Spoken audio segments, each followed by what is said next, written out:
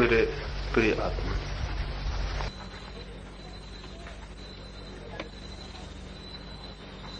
कुछ बहुत जरूरी बातों पर विचार करने को हम यहाँ इकट्ठा हुए। मेरे ख्याल में नहीं थी ये बात कि जो मैं कह रहा हूं एक एक व्यक्ति से उसके प्रचार की भी कभी कोई जरूरत पड़े। इस संबंध में सोचा भी नहीं था। मुझे जो आनंदपूर्ण प्रतीत होता है और लगता है कि किसी के काम आ सकेगा, वो मैं इन लोगों से अब मेरी जितनी सामर्थ्य और शक्ति है उतना कहता हूं।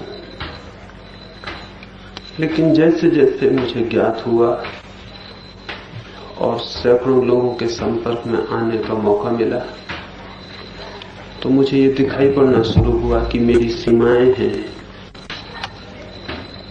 और मैं कितना ही चाहूं तो भी उन सारे लोगों तक अपनी बात नहीं पहुंचा सकता हूं जिनको उसकी जरूरत है। और जरूरत बहुत है और बहुत लोगों को। पूरा देश ही, पूरी पृथ्वी ही कुछ बातों के लिए अत्यंत गहरे रूप से प्यासी और पीड़ित है। पूरी पृथ्वी को छोड़ भी दें तो इस देश में भी एक आध्यात्मिक संकट की, एक स्पिरिचुअल क्राइसिस की स्थिति है।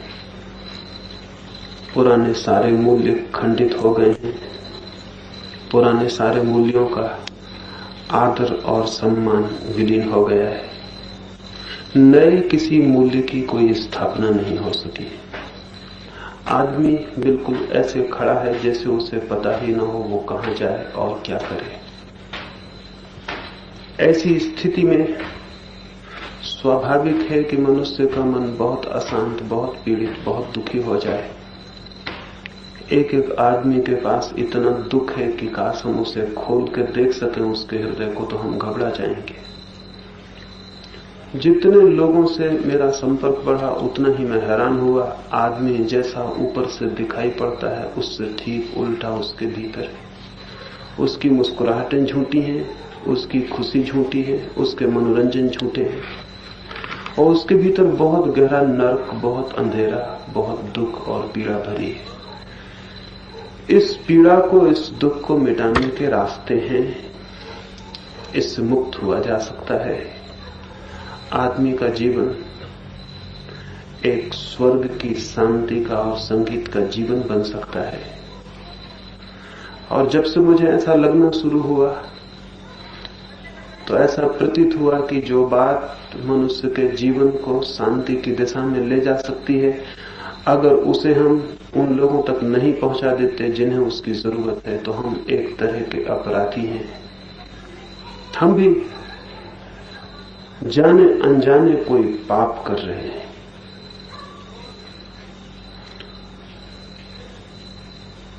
मुझे लगने लगा कि अधिकतम लोगों तक कोई बात उनके जीवन को बदल सकती हो तो उसे पहुंचा देना जरूरी है। लेकिन मेरी सीमाएं हैं, मेरी सामर्थ्य है, मेरी शक्ति है, उसके बाहर वो नहीं किया जा सकता। मैं अकेला जितना दौड़ सकता हूं, जितने लोगों तक पहुंच सकता हूं, वो चाहे कितने ही अधिक हो, फिर भी इस विरत जीवन और समाज को और इसके गहरे दुखों को देखते हुए उनका कोई भी परिमाण नहीं है।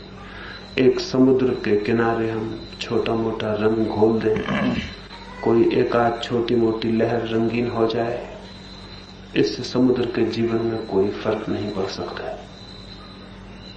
उस और बड़ा मजा यह है कि वो एक छोटी सी जो लहर थोड़ी सी रंगीन भी हो जाएगी, वो भी उस बड़े समुद्र में थोड़ी देर में खो जाने को है, उसका रंग भी खो जाने को।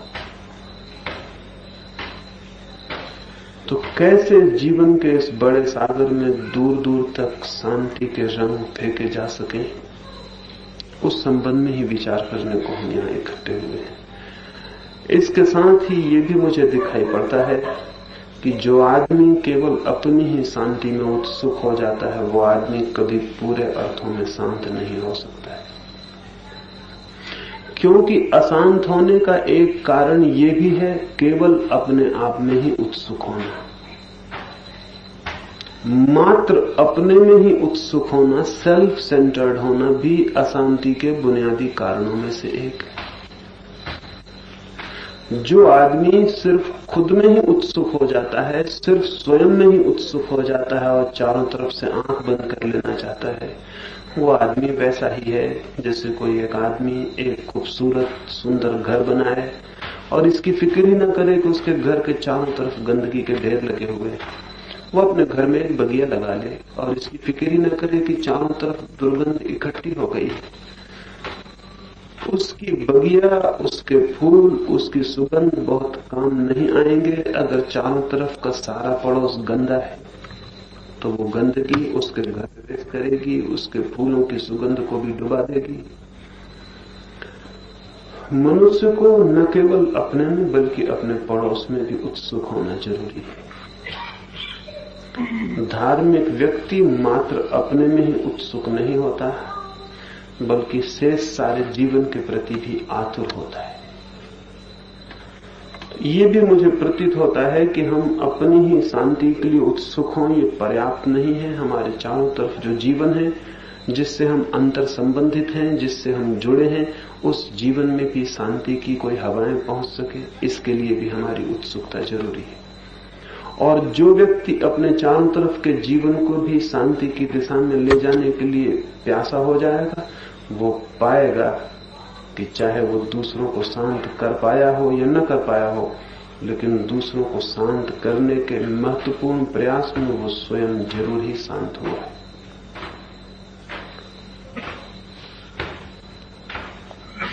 बुद्ध के जीवन में उल्लेख है, शायद काल्पनिक ही कथा होगी लेकिन बहुत मधुर है। बुद्ध का निर्वाण हुआ, वे मोक्ष के द्वार पर पहुंच गए। द्वारपाल ने द्वार खोल दिए, लेकिन बुद्ध पीठ करके द्वार की तरफ खड़े हो गए। द्वारपाल ने पूछा, आप पीठ करते हैं मोक्ष की तरफ? बुद्ध ने कहा, मेरे पीछे बहुत लोग हैं, जब तक वे भी मोक्ष में प्रविष्ट नहीं हो जाते तब तक मैं अकेला मोक्ष में प्रविष्ट हो जाऊं। इतना कठोर, इतना क्रूर, इतना हिंसक मैं नहीं हूं। मैं रुकूंगा, प्रतीक्षा करूंगा। बहुत लोग हैं। मेरा शांत मन तो यही कहता है कि मैं अंतिम आदमी ही होऊंगा मोक्ष में प्रवेश करने वाला, पहले सारे लोग प्रविष्ट हो जाएं। बड़ी मीठी कथा है। वो कथा कहती है बुद्ध अब भी मोक्ष के द्वार पर ही रुके हैं ताकि सारे लोग मोक्ष में प्रविष्ट हो जाएं। वे अंतिम ही प्रविष्ट होना चाहते हैं। जिस हृदय में ऐसा भाव उठा हो उसे मोक्ष उपलब्धि हो गया, उसे किसी मोक्ष में प्रविष्ट होने की कोई जरूरत नहीं। उसके लिए सब मोक्ष फीके हो गए, वो मोक्ष में पहुंच ही गया जिसके हृदय में ऐसा करुणा का भाव उठा। शांत केवल वे ही हो पाते हैं जिनके जीवन में चारों तरफ शांति पहुंचाने की प्रबल प्रेरणा काम करने लगती है। ये भी मेरे ख्याल में आता है कि जो मित्र इस दिशा में उत्सुक हुए हैं वे केवल अपने में ही उत्सुक न हो और सब में भी उत्सुक हो जाएं। उनकी ये उत्सुकता दूसरों के लिए हितकर होगी ही, ना भी हुई तो भी उनके स्वयं के लिए बहुत अर्थपूर्ण होगी, बहुत गहरे शांति में और आनंद में उन्हें प्रविष्ट करने में सहयोगी होगी। क्योंकि अशांति का एक कारण है स्वयं में केंद्रित हो जाना, और जो इस केंद्र को बिखेर देता है वो शांत होने की दिशा में गतिशील हो जाता है। तो ये बात कहने के लिए, यहाँ इस बात के संबंध में विचार करने के लिए हम इकट्ठे हुए हैं कि मैं आपसे ये कह सकूं कि किन रास्तों से अधिकतम लोगों तक प्रेम की, शांति की और करुणा की बात पहुंचाई जा सकती है। क्या उपाय खोजें कि वो बात पहुंच सके? क्या रास्ता हो सकता है? ये कोई प्रोपेगेंडा नहीं है, ये कोई संप्रदाय खड़ा करना नहीं है, ये कोई ऑर्गेनाइजेशन, कोई संगठन खड़ा करना नहीं है, कोई ऐसा केंद्र खड़ा नहीं करना है जो शक्तिशाली हो जाए, बल्कि इस भांति सब तक कोई बात पहुंचा देनी है, बिना संगठन के, बिना संप्रदाय के, बिना ऑर्गेनाइजेशन के, बिना किसी केंद्रित शक्ति को बनाए हुए। और इसलिए बहुत विचार करने की जरूरत है। अगर एक संप्रदाय बनाना हो तो बहुत विचार करने की जरूरत नहीं रह जाती। अगर एक संगठन खड़ा करना हो तो कोई बहुत विचार करने की जरूरत नहीं रह जाती। दुनिया में संगठन बनाने के नियम सबको पता है, संप्रदाय खड़े करने की तरकीबें सबको पता है। हजारों संप्रदाय खड़े हो चुके हैं। उन संप्रदायों में एक संप्रदाय खड़ा नहीं कर देना है, इसलिए बहुत विचार करने की जरूरत है कि संप्रदाय भी खड़ा न हो, कोई संगठन भी खड़ा न हो, और जो बात हमें प्रीतिकर लगे, आनंदपूर्ण लगे, उस बात को हम सब तक पहुंचा भी सके। प्रोपेगेंडिस्ट भी हम न हो और प्रचार भी हम कर सकें। इसलिए बहुत डेलिकेट, बहुत महीन और बहुत सूक्ष्मता से विचार करने की जरूरत है। खाई और कुएं के बीच चलने जैसा है। एक तो यह है कि हम कोई प्रचार ही ना करें क्योंकि खतरा है संप्रदाय न बन जाए। इसका मतलब है कि हम बात ही ना पहुंचाएं किसी तक। दूसरा यह है कि हम बात पहुंचाएं तो संप्रदाय बना लें, वो भी खतरा है। बात तो पहुंचानी है सब तक, लेकिन संप्रदाय न बन पाए, ये ध्यान रखना अत्यंत जरूरी है। तो कैसे ये बात बिना प्रचार के प्रचार हो सके, बिना संप्रदाय के, बिना संगठन के अधिकतम लोगों तक जो जरूरी है वो खबर, वो सूचना, वो संदेश उन तक पहुंचाया जा सके, इस संबंध में विचार करने को यहां आपको आमंत्रित किया है। मुझे कुछ जो बातें दिखाई पड़ती हैं वो इन आने वाली बैठकों में मैं आपसे धीरे धीरे कहूंगा और आपसे भी आशा करूंगा कि आप सोचेंगे इस दिशा में। कुछ बातें प्राथमिक रूप से मैं आज आपसे कहूं जिन पर आप विचार कर सकें। पहली बात, जितना बड़ा संदेश है उतना बड़ा हमारे पास आज मित्रों का कोई समूह नहीं है। संगठन चाहिए भी नहीं, सिर्फ समूह चाहिए। और समूह और संगठन का फर्क ख्याल में होना चाहिए। समूह का मतलब होता है प्रत्येक व्यक्ति स्वतंत्र है, वहां अपनी आजादी से आया है और अपनी आजादी से अलग हो सकता है।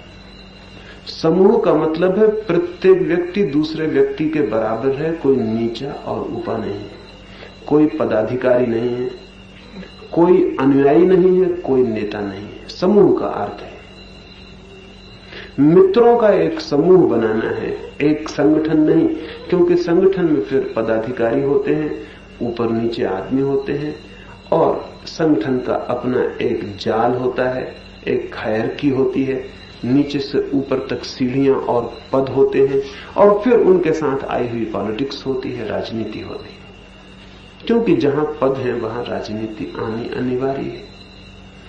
जो पदों पर होते हैं वो भयभीत हो जाते हैं कि उन्हें कोई पदों से अलग ना कर दे। जो पद पर नहीं होते वो उत्सुक होते हैं कि हम पद पर कैसे पहुंच जाएं।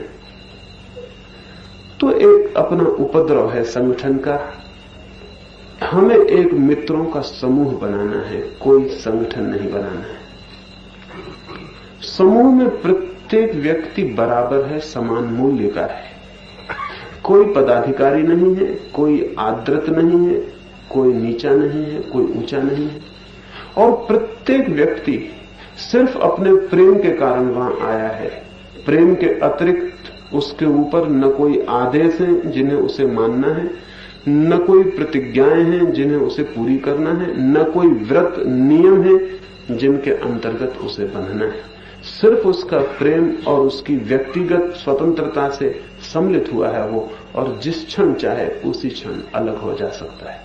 और जब वो सम्मिलित भी है तब भी वो किसी एक डागमा, किसी एक सिद्धांत से बंधा हुआ नहीं है।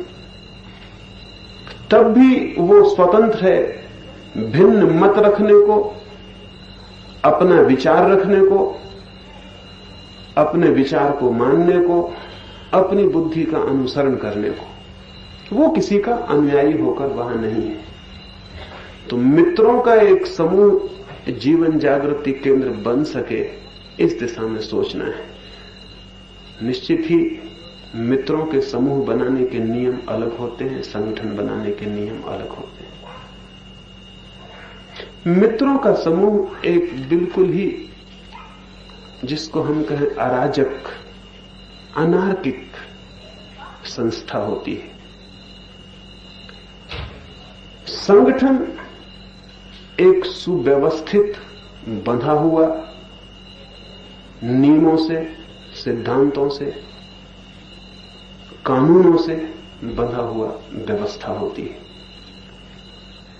मेरी कोई मर्जी कोई कानूनों में, बहुत नियमों में, सिद्धांतों में बांधने की नहीं है, क्योंकि उन्हीं सबके खिलाफ मैं लड़ रहा हूं।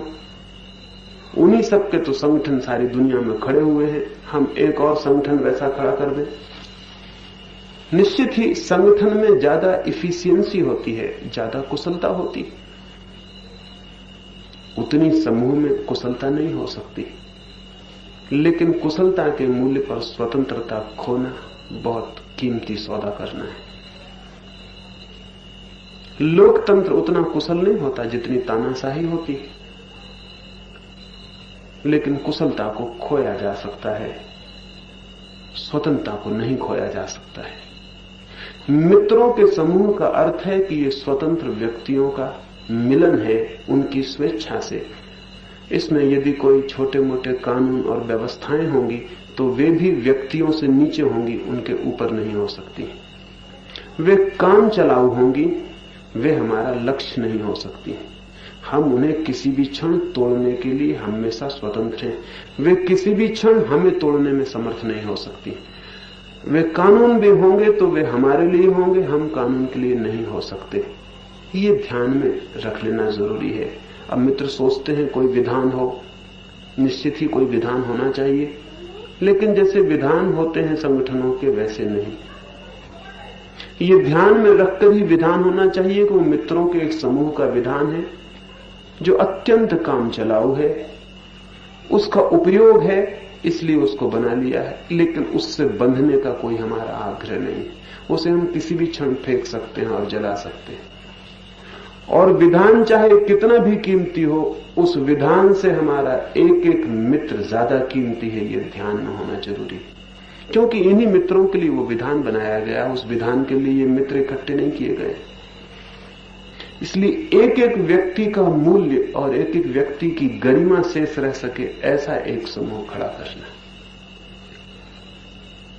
निश्चित ही जितने अधिक व्यक्ति होंगे उतनी भिन्न चित्त, उतने भिन्न विचार, उतने भिन्न उनके सोचने समझने के ढंग होंगे। जितना बड़ा समूह होगा मित्रों का, उतनी ही विभिन्नता स्वाभाविक है।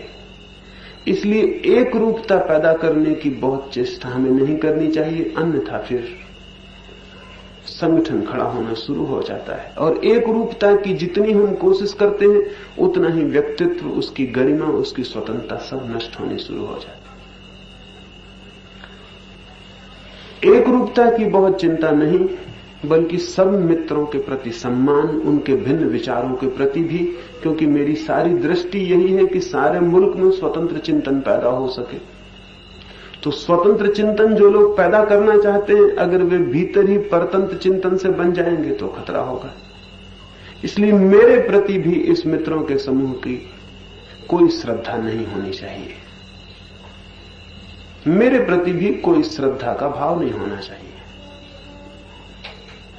मेरे प्रति भी विचार का और विवेक का भाव होना चाहिए। मैं जो कहता हूं वो ठीक लगता हो, प्रीतिकर मालूम होता हो, उपयोगी मालूम होता हो, तो उसे लोगों तक पहुंचा देना है। मैं कहता हूं इसलिए पहुंचा देना है, ऐसी भूल में नहीं पड़ जाना चाहिए। व्यक्ति के केंद्र पर भी मित्रों का समूह निर्भर नहीं होना चाहिए कि एक व्यक्ति पूजा का केंद्र बन जाए, मैं या कोई भी दूसरा। न हमारी कोई पूजा है, न हम किसी के अनुयायी हैं, न हमारा कोई नेता है। हमें तो सामूहिक रूप से एक विचार, एक संदेश प्रीतिकर लगता है, ऐसा लगता है कि अधिकतम लोगों तक पहुंच जाए तो उनका मंगल होगा, इसलिए हम मित्र इकट्ठे हुए हैं और उसको पहुंचा देना चाहते हैं। तो पहली बात यह है कि संगठन के संबंध में थोड़ा विचार करेंगे। संगठन हमें नहीं बनाना है, एक मित्रों का समूह भर बनाना है, और इन दोनों के बीच जो बारीक भेद है वो समझने की कोशिश करेंगे। और हर एक मित्र का यह कर्तव्य होगा कि वो संगठन बनने से बचा सके संस्था को। ये मेरे अकेले के हाथ में नहीं है, मैं कह सकता हूं, लेकिन ये मेरे अकेले के हाथ में नहीं है। और बहुत सजग हम न रहे तो ये खतरा है कि ये संगठन बन जाए। बहुत सजग रहने की जरूरत है और बहुत होश से प्रयोग करने की जरूरत है कि ये संगठन न बन जाए। संप्रदाय बनने के कुछ अनजाने रास्ते होते हैं, पता भी नहीं चलता और वो बनना शुरू हो जाता है, तो उस पर ध्यान रखने की जरूरत है। और पूर्व से हम सचेत रहे तो शायद हम वैसी व्यवस्था कर सकें कि वो न बन पाए। एक तो ये विकल्प है। दूसरा विकल्प ये है कि इस बात से अगर हम डर जाएं कि संगठन न बन जाए, संप्रदाय न बन जाए, इसलिए कुछ करना ही नहीं, तो दूसरा खतरा शुरू हो जाता है। फिर कुछ करना नहीं है तो जो बात पहुंचानी है उसे पहुंचाना असंभव है। तब फिर वो मेरे अकेले कंधों पर रह जाती बात कि मैं जितना दौड़ सकूं उतना लोगों तक पहुंचा दूं। वो मैं करता रहूंगा, उससे कोई फर्क नहीं पड़ता है। लेकिन वही बात बहुत लोगों तक पहुंच सकती है। जितने अधिक मित्रों का सहयोग होगा उतने दूर तक पहुंच सकती है, उतनी सरलता से पहुंच सकती है। और आज इतनी सुविधाएं उपलब्ध की हैं विज्ञान ने, समाज की प्रगति ने, कि हम ना समझ होंगे कि उनका उपयोग न कर सके। हम गलती में होंगे अगर उनका उपयोग न कर सके। अब जैसे मैं यहां बोल रहा हूं, माइक हम ना लगाएं तो भी काम चलेगा, मैं बोलूंगा तो भी शायद आप तक बात पहुंचेगी, लेकिन शायद इतने ठीक से नहीं पहुंच पाएगी। अभी थोड़े हैं तो पहुंच भी जाए, ज्यादा भीड़ होगी तो नहीं पहुंच पाएगी। माइक का हम उपयोग कर रहे हैं तो वो दूर तक पहुंच रही है। आज तो इतने साधन उपलब्ध हुए हैं कि उन सबका उपयोग किया जाए तो एक व्यक्ति जीवन में उतना काम कर सकता है जितना बुद्ध या महावीर 25 जीवन में भी करना चाहते तो नहीं कर सकते थे। बुद्ध और महावीर की मजबूरी थी, जो उनके पास उपलब्ध थे साधन, उनका उपयोग करके जितना उन्होंने श्रम किया वो बहुत है। लेकिन अगर वैसा ही श्रम आज के जमाने में किसी से करवाया जाए तो निपट नासमझी होगी। आज तो बहुत साधन सुलभ हैं, उन सबका उपयोग हो सकता है और एक आदमी जीवन में इतना काम कर सकता है जिसके लिए अगर वो 400 साल जिए और बिना साधन के मेहनत करे तो भी नहीं कर पाएगा। तो उन सारे साधनों का हम उपयोग कर सके, इसके लिए विचार करना जरूरी है। ये मेरे अकेले के बस की बात नहीं, उसके लिए बहुत मित्रों की जरूरत है, बहुत प्रकार के मित्रों की जरूरत है। कोई श्रम कर सकता है, कोई बुद्धि से विचार कर सकता है, कोई धन की व्यवस्था कर सकता है, कोई और तरह के जो जिसकी सूझ, जो जिसका व्यक्तित्व हो उस तरह से सहयोगी हो सकता है। ये भी ध्यान में रखना जरूरी है कि मित्रों का वर्ग जितना बड़ा हो उतना अच्छा है, क्योंकि उतने ही अधिक तरह के भिन्न तरह के लोग आएंगे और भिन्न तरह का अनुदान दान कर सकेंगे, भिन्न तरह की सेवाएं, भिन्न तरह का उनका सहयोग और काम को ज्यादा समृद्ध बना सकेंगे। अक्सर ये होता है कि मित्रों की सीमाएं तय हो जाती हैं। अपरिचित लोगों से एक भय होता है मन में, स्ट्रेंजर से थोड़ा भय होता है कि पता नहीं ये क्या गड़बड़ करेगा भीतर आने पर। तो आम तौर से ये हो जाता है कि 10-25 मित्र जब कहीं इकट्ठे हो जाते हैं तो वो एक घेरा बना लेते हैं, फिर नए लोगों को भीतर आने में उनको थोड़ा डर होने लगता है। ये डर होता है कि कहीं नया आदमी कोई गड़बड़ ना कर दे। ये डर तो स्वाभाविक है, ये कामना और भावना भी अच्छी है कि नया आदमी कोई गड़बड़ ना कर दे। लेकिन एक नए आदमी से 25 पुराने आदमियों का डरना बड़ी कमजोरी की बात है। सोचना यह चाहिए कि एक नए आदमी को हम 25 बदलने की कोशिश करेंगे या एक नया आदमी हम 25 को बदल देगा। और अगर हम 25 इतने कमजोर हैं कि एक नया आदमी बदल देगा तो बदल ही देना चाहिए, इसमें हर्ज भी क्या है, इसमें बुराई भी क्या है। हमेशा यह होता है कि जब भी कोई वर्ग इकट्ठे होने शुरू होते हैं तो एक दायरा बन जाता है, फिर उस दायरे के बाहर के आदमी और उनके बीच में एक फासला हो जाता है। अनजाने होता है, कोई जान के ये नहीं करता है, ये मन के स्वाभाविक नियम है। अगर आप किसी अजनबी गांव में चले जाएं और आपके साथ 2-4 मित्र वहां हों, तो शायद आप उस अजनबी गांव में मित्र ही नहीं बनाएंगे। वो 2-4 मित्र के घेरे में ही आप घेरे रह जाएंगे और उससे बाहर नहीं निकलेंगे। मजबूरी आ जाए कि आप अकेले पड़ जाएं तो बात दूसरी, शायद आपको मित्र बनाना पड़े, नहीं तो आप मित्र नहीं बनाएंगे। तो हर समूह सीमित होने की प्रवृत्ति से भरा रहता है। एक टेंडेंसी होती है कि वो सीमित हो जाता है, और सीमा में एक तरह की सुरक्षा, सिक्योरिटी मालूम होती। सब परिचित है, सब ठीक है, जो हमें पसंद है वो सबको पसंद है। कोई अजनबी आदमी भीतर आए, नई बातें कहे, कोई उपद्रव करे, इसका भय छोड़ देना चाहिए। अगर काम को व्यापक और विराट बनाना हो तो इस बात का भय छोड़ देना चाहिए। फिक्र इस बात की करनी चाहिए कि हम इतने अकोमोडेटिव हों, हमारा हृदय इतना विस्तीर्ण हो, बाहें हमारी इतनी दूर तक फैलती हों कि विपरीत से विपरीत व्यक्ति को भी हम धीरे धीरे समायुक्त कर लेंगे। छोड़ेंगे हम एक को भी नहीं, जो हमसे बिल्कुल भिन्न है उसको भी हम अपने भीतर जगह बना लेंगे और उसकी उपयोगिता भी खोज लेंगे कि वो हमारे किस काम में आ सके।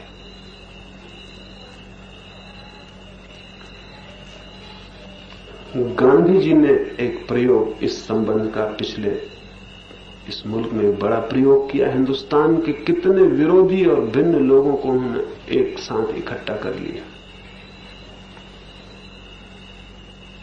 एकदम भिन्न लोगों को, जिनके बीच आपस में कोई मतैक्य नहीं हो सकता था, वे लोग भी एक घेरे के भीतर आ गए और किसी विराट कार्य के लिए सहयोगी बन गए। अगर कोई ये सोचे कि भिन्न मत के, भिन्न दृष्टि के, भिन्न व्यक्तित्व के लोग भीतर न आए, तो फिर काम बड़ा नहीं हो सकता, बहुत छोटा रह जाएगा। कोई छोटी सी नदी रह जाएगी। फिर अगर वो ये सोचे कि हर दूर से आने वाला नाला और नदी मुझसे न मिले, पता नहीं किन कीचड़ को ले आए, कौन सी द्रव्य ले आए, कौन से खनिज ले आए, अच्छा पानी हो कि बुरा हो, अगर ऐसा कोई नदी सोचने लगे तो फिर वो नाले रह जाएगी, फिर वो महानद नहीं बन सकती, फिर वो गंगा नहीं बन सकती। और गंगा बनना हो तो उसे सबको समाविष्ट कर ही लेना होगा। और ये सामर्थ्य होनी चाहिए कि सब समाविष्ट हो जाएं। इस संबंध में विचार करना जरूरी है कि हम अधिकतम लोगों को कैसे समाविष्ट कर सके। हमें जगह बनानी पड़ेगी। भिन्न भिन्न लोगों को कैसे हम भीतर प्रवेश दे सकें, कैसे उनके लिए काम खोज सकें, कैसे वे भी सहयोगी बन जाएं। अब मुझे मुल्क में न मालूम कितने लोग आकर कहते हैं कि हम काम में सहयोगी बनना चाहते हैं। न मालूम कितने लोग पत्र लिखते हैं कि हमें कोई काम बताइए, हम काम में सहयोगी बनना चाहते हैं। वो आपका जुम्मा है कि आप इन सारे मित्रों का उपयोग ले लें। और ये तो भूल ही जाएं ये ख्याल कि कोई आदमी ऐसा हो सकता है जो किसी काम में ही ना आ सके। ऐसा आदमी जमीन पर होता ही नहीं। आदमी तो बहुत दूर है। पशु पक्षी भी सहारे बन जाते हैं, उनका सहारा भी काम बन सकता है। ऐसा तो कोई आदमी है ही नहीं जो किसी न किसी काम का ना हो। निकम्मा कोई भी आदमी पृथ्वी पर नहीं है बिना जिससे कुछ काम न लिया जा सके। तो कोई भी आदमी उत्सुक होता हो, हम उससे क्या काम ले सकते हैं, इसकी हम फिक्र करें। अगर हम इस बात की फिक्र करें कि वो आदमी ऐसा है, वो आदमी वैसा है, तो फिर बहुत मुश्किल है। फिर अगर हम जांच के आदमियों का निर्णय करने बैठेंगे, एक तो हम निर्णायक हो नहीं सकते किसी के, और अगर हम निर्णय करने बैठेंगे तो इसमें काम को कितना धक्का पहुंचेगा इसकी हम कल्पना नहीं कर सकते। गांधी जी के आश्रम में एक आदमी आता था और लोगों ने शिकायत की कि आदमी बहुत बुरा है, शराब पीता है, फला करता है, ढिका करता है। गांधी सुनते रहे। मित्र बहुत परेशान हो गए कि ये गांधी उसको मना नहीं करते हैं, उसको निकट लेते चले जा रहे हैं। और वह आदमी धीरे धीरे अकड़ के आश्रम में प्रविष्ट होता है, उसका भय भी विलीन हो गया है। एक दिन आखिर लोगों ने आके कहा, गांधी के बहुत निकट के लोगों ने, कि बहुत हद हो गई ये बात। आज हमने उस आदमी को शराब खाने में अपनी आंखों से बैठे देखा है। और आपके खादी के कपड़े पहने हुए वो वहां शराब पिए, बहुत बदनामी की बात है। ऐसे आदमी को आश्रम में आना बहुत बुरा है, इससे आश्रम बदनाम होगा। गांधी ने कहा हमने आश्रम खोला किसके लिए? अच्छे लोगों के लिए।